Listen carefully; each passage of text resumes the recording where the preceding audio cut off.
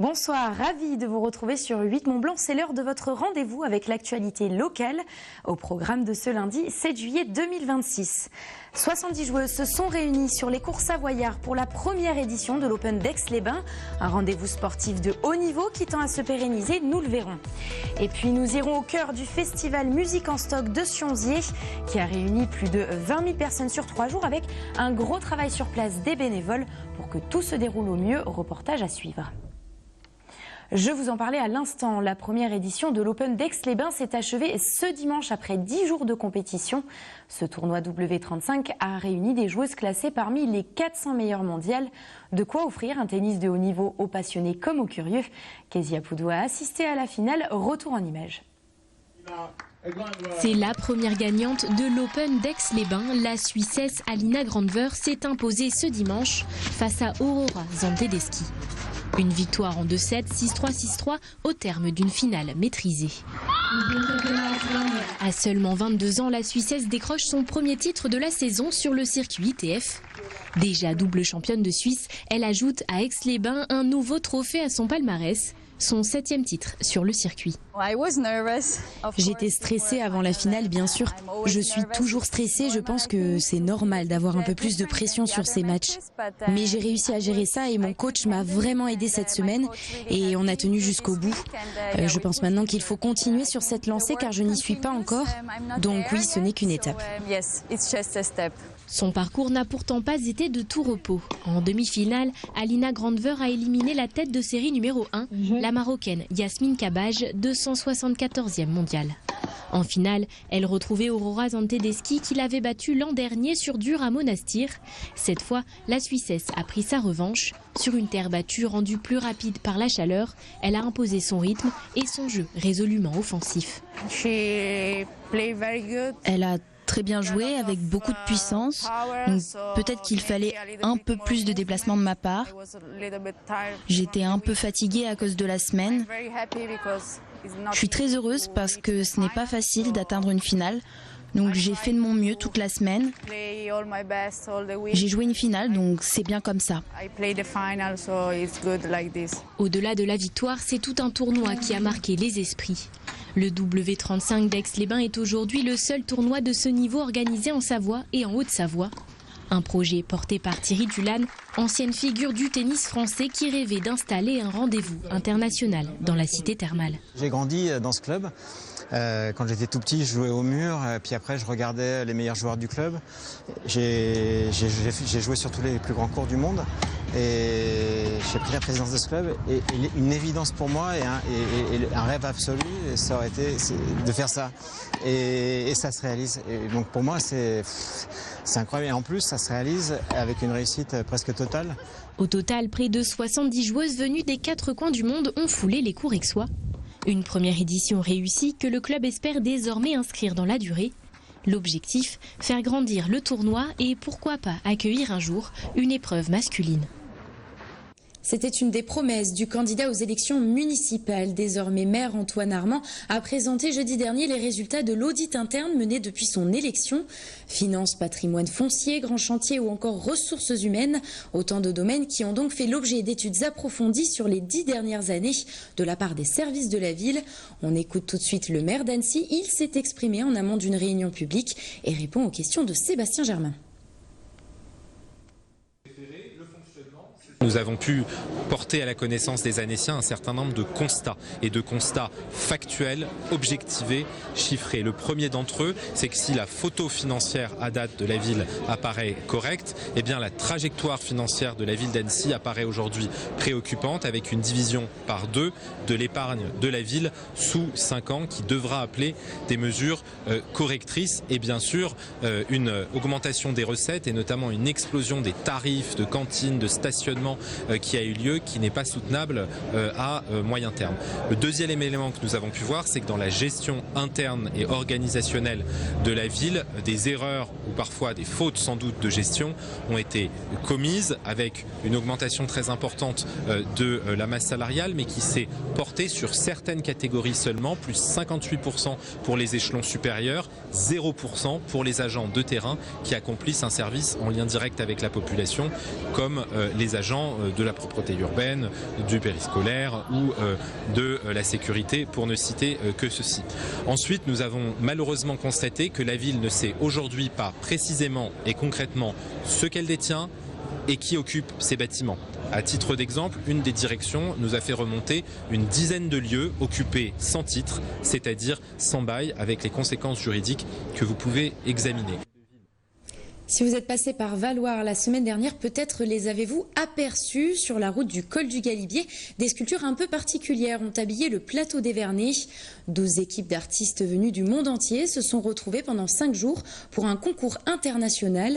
Leur mission donnait forme à des œuvres monumentales, parfois hautes de 6 mètres, à partir de paille et de foin. Des créations éphémères qui resteront visibles jusqu'à l'automne, tant que la météo le permettra. C'est un reportage réalisé à partir des images d'Antoine Gex et narré par Myrtille Laurent-Brouillou. Sous leurs mains, quelques bottes de paille deviennent des œuvres d'art géantes. À Valloire, pendant 5 jours, 24 sculpteurs venus des 4 coins du monde ont relevé le même défi, donner vie à leurs croquis. Mais travailler la paille, ça ne s'improvise pas. T'attrapes comme ça? Celui du dessous?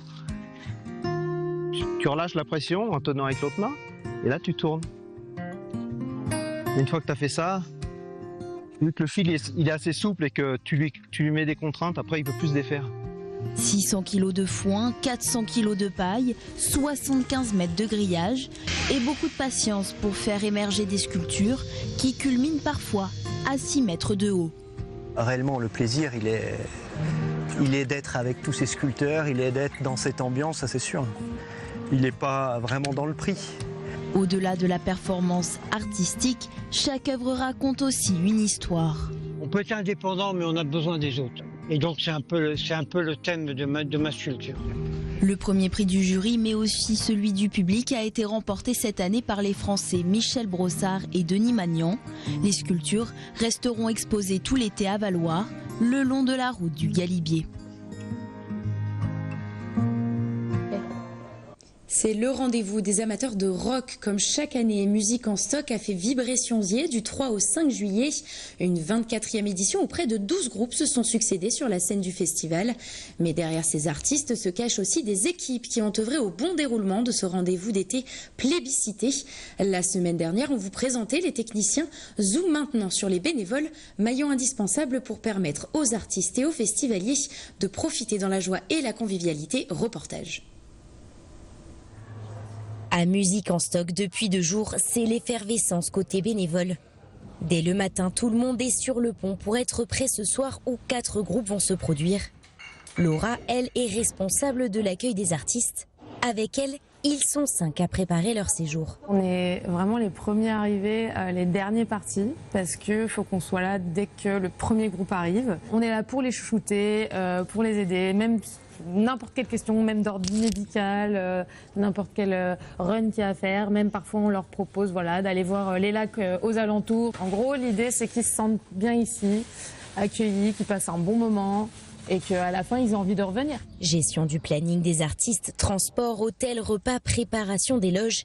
Ici, l'équipe est rodée et l'organisation au poil. Nous, notre job, ça va être d'installer un peu tout ce qu'ils ont demandé à avoir en termes de nourriture, en termes de boissons. On peut le voir ici, on a une petite table où on met des fruits, des petites barres chocolatées. Des missions que certains connaissent déjà depuis bien longtemps.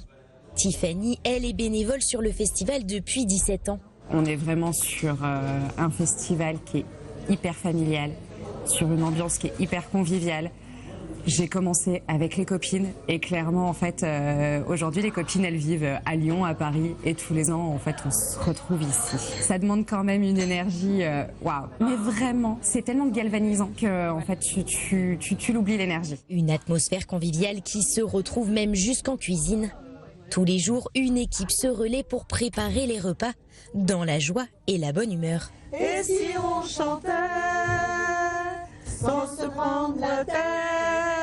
Il n'y a pas de petites mains en cuisine, il n'y a que des professionnels du haricot. Il faut venir d'abord avec ses outils bien affûtés, sa bonne humeur et puis écoutez, voilà, un bon chef et un bon chef. Parce que là aujourd'hui on a quand même le meilleur de la vallée. Le chef en question, c'est Thierry Gervais, boucher charcutier, désormais retraité, et chef cuisinier bénévole depuis 3 ans. On travaille tout en légumes frais. Pas de conserve, pas de sauce préfabriquée, parce que dans beaucoup de trucs d'agroalimentaire, il y a du gluten, quoi. Une salade de poivrons pour ce soir, frais, oignons frais, haricots frais, chou-fleur frais. Et si en cuisine on accorde de l'importance à régaler les convives, Quentin, lui, gère la partie bar pour le public. Moi, ça fait la 5e année que je suis là depuis qu'on l'a repris à Sionzier. Ça se passe toujours relativement bien. On a des fois énormément de monde, ce qu'on espère ce soir. Par exemple, les retours de scène, quand le concert est fini, on sait toujours qu'on a une vague de personnes qui viennent. Et c'est d'arriver à assumer au maximum cette vague pour qu'il y ait le minimum d'attente. Une manutention bien chargée pour les 9000 personnes attendues sur cette 2e soirée. En moyenne, les bénévoles, eux, se chiffrent à plus de 200 sur toute la durée du festival. C'est tout pour l'actualité de ce lundi. On se retrouve demain pour un nouveau point sur l'information avec un journal présenté par Myrtille Laurent Bourriou. Dans quelques instants, Thierry Paulme prend le relais pour le bulletin météo. Et on se quitte en images avec la 11e édition de la Pierre-Ament d'été qui s'est tenue en cette fin de semaine au cœur du Beaufortain.